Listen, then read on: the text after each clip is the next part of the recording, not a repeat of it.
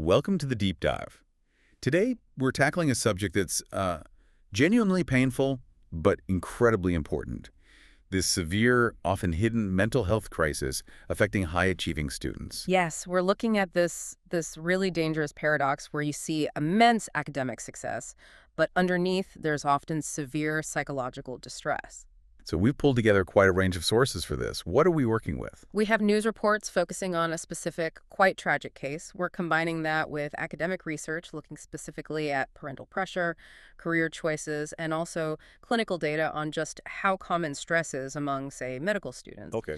And we'll also touch on how institutions and even the courts are starting to respond. So our mission for you, the listener, is really to unpack this. Yeah. We want to give you a shortcut to understanding the risk factors, especially for that learner type. The student whose whole world revolves around grades and achievement. Exactly. And we're anchoring this whole discussion in a specific case, the story of a student who'd achieved something truly remarkable academically. Okay, so let's lay out the facts. We're talking about Anurag Anil Borkar. He was a 20-year-old student from Chandrapur in Maharashtra. And his achievement, well, it was pretty spectacular. He secured an all-India rank of 1,475 in the NEET exam. That's the medical entrance test. Incredibly competitive. Right, and that rank got him admission to ANEM's Gorakhpur, one of the top institutes. Admission secured. The family was literally getting ready to travel for his admission process. They were scheduled to leave. Just hours before they were meant to go. Anurag was found deceased. And the reason, which came from a suicide note, it just highlights this intense internal conflict. Because the note essentially rejected everything he'd worked so hard for. Precisely. He wrote, and this is a direct quote, "I don't want to do MBBS. A businessman earns as much as a doctor. I don't want to go through 5 years of study and then an MD. Wow. That's incredibly revealing, isn't it? Especially when you consider, didn't he take the NEET exam twice? He did. He qualified the first time, but took it again, presumably aiming for an even better rank or a preferred college. That shows incredible dedication, right? A drive. Immense drive. And yet, right at the finish line, he completely rejects the career path itself. It points to this profound exhaustion, maybe, or a fundamental mismatch between the goal and his actual desires. The sources mentioned neighbors described him as bright. Yes. Came from an accomplished family, apparently very supportive. His sister was even a district topper. So it wasn't about capability or lack of support necessarily. It suggests the goal itself, becoming a doctor, the status, whatever drove him, was maybe separate from his own genuine interest, and the cost of getting there just became too high. This story is just, it's such an urgent illustration, really, of these wider pressures we need to talk about. Absolutely. And that environment, especially around high-stakes exams and medical education, it's a known stress factory. Globally, the figures are quite stark. How stark are we talking? Studies suggest anywhere from, say, 25% up to a staggering 90% of medical students experience significant stress. It varies, but it's consistently high. Okay, 90% is Yep. huge. And we have some specific numbers from India too, right? From that Gujarat study. Yes, that research zeroed in on medical students there. It found clinical prevalence rates, 45.5% reported stress. Nearly half. Exactly. Then 37.5% reported anxiety and 22.2% reported depression. And this is before they even get into the really specialized high-pressure years. Right. Which really puts Anurag's note into context, doesn't it? That rejection of the next 5 years, the MD, it starts to sound almost rational when you see the sheer level of distress already present in the system. So what did that Gujarat study say was causing the distress? Was it just the exams? The exams were definitely number one. No surprise there. 95.1% of the stressed students pointed to exam pressure. But what's really interesting is what came next. Which was? Family expectations. That pressure affected 76.4% of the stressed students. So academic load, yes, but almost secondary to the social and family pressure. Wow. Over 3/4 feeling that weight. And then you also had academic dissatisfaction playing a role for 71.4%. And interestingly, about a third, 31.4% of the depressed students said they simply weren't aware of how vast the medical course was before they started. That lack of awareness is interesting. It connects back to maybe not choosing the path for oneself. It certainly could, and this leads us into those cultural dynamics, especially in societies like India, where certain careers hold enormous weight. Medicine, engineering, law. sort of gold standard careers. Exactly. There are often deep cultural values pushing kids towards these paths. It's seen as guaranteeing financial security, yes, but also social status for the whole family. And that pressure, it's not always overt, is it? No, it can be very direct. You will be a doctor, or much more subtle, indirect, constant comparisons with cousins or friends, setting in impossibly high expectations. So there's a line between supportive guidance and, well, damaging pressure. A very important line. Guidance and encouragement. Positive. But when it becomes overbearing, when it feels like coercion, that's where the problems start. Resentment builds up. But there's a tension here, isn't there? We're talking about mental health solutions like, choose joy over GPA. But for many families, these high-status jobs are the most realistic path to financial security. How do we balance that reality? That's a massive challenge, and frankly, it's where individual counseling meets systemic issues. The data we have, though, is clear. When the career choice is primarily driven by external factors, status, parental wishes, even just security, the negative fallout is significant. More stress, more anxiety. You mentioned a specific term. Yes, atychophobia. It's an intense, often irrational fear of failure. Atychophobia, okay. And when your whole self-worth is tied to your achievements, that fear gets magnified. It can completely suppress your actual interests and lead straight into things like depression, low self-esteem. Okay, so we've talked about the external pressures, family, exams, culture. But what about the students themselves? What makes these high achievers particularly vulnerable?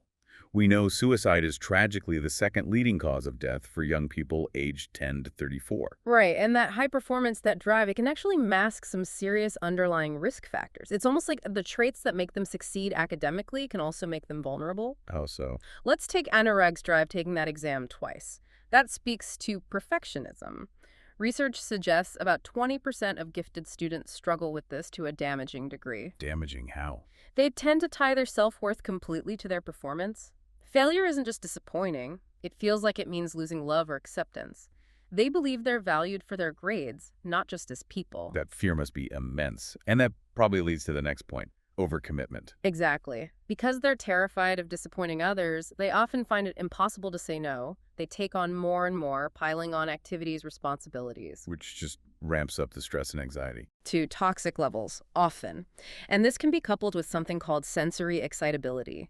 High energy, intense emotions, great for studying maybe, but it can leave them really poorly equipped to handle complex or overwhelming feelings if they don't have healthy ways to cope. And does being a high achiever sometimes lead to feeling separate, isolated? Yes. Social isolation is a huge factor. Not always physical isolation, but that feeling of being different or abnormal because of their focus or abilities. Peers might not relate, or they might even experience rejection. So if your identity is wrapped up in getting top marks, but those top marks make you feel alone, that sounds like a terrible bind. It is, and it reinforces the final key risk, the inability to ask for help. There's often this strong belief, sometimes instilled, sometimes self-imposed, that they have to figure everything out on their own. Which means they don't reach out when they're struggling. Precisely. They turn inwards, maybe towards unhealthy coping mechanisms, instead of seeking the support they actually need.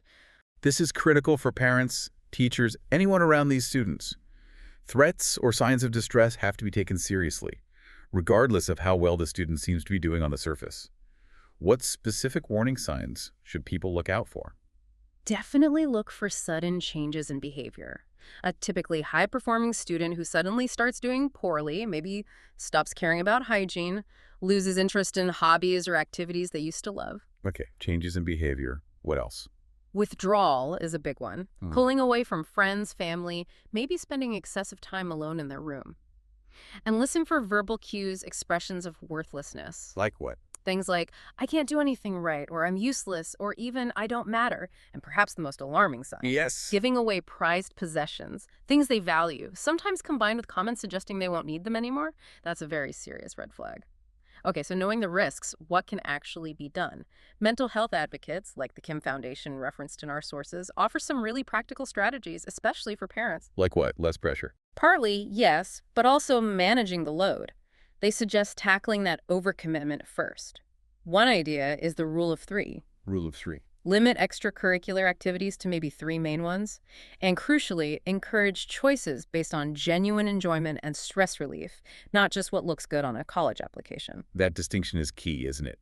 Choosing for joy, Not just for the CV. I like the suggestion about creative outlets, too. Right, encouraging students to take that art class or music, even if it doesn't boost their GPA as much as another AP science class might. It's about balance. Building in ways to de-stress. Exactly. And also teaching techniques to stop future tripping. Future tripping. Like excessive worrying about the future. Precisely. That constant anxiety about exams years down the line, career paths not yet taken, mindfulness techniques can help ground students in the present, and fundamentally getting parents involved, providing them resources, encouraging open talk about mental health at home. So that's on the family and individual level. What about bigger picture? Are institutions, governments responding? There are signs of movement. Our sources highlighted a Supreme Court of India judgment from March 2025, and significantly, it explicitly called out intense competition and parental pressure as major factors in student tragedies. That's quite a statement from a high court. It is, and it led to the formation of a national task force. Their job is basically to figure out the root causes: academic stress, yes, but also discrimination, stigma, and recommend reforms to create a more supportive environment. But is that enough? Can a task force really change deep-seated cultural norms about careers and success? Well, that's the billion-dollar question, isn't it? Drafting policies is one thing, enforcing them, changing mindsets that equate success with only 2 or 3 professions, that's a much heavier lift. It needs a societal shift alongside governmental action. Definitely. And finally, what about when the worst does happen? If a school experiences a student suicide, what's the protocol? There's a risk of contagion, right? Yes, postvention is critical to prevent further tragedies. There are clear guidelines. Do's and don'ts. Exactly. Do get the family's permission before announcing the cause of death.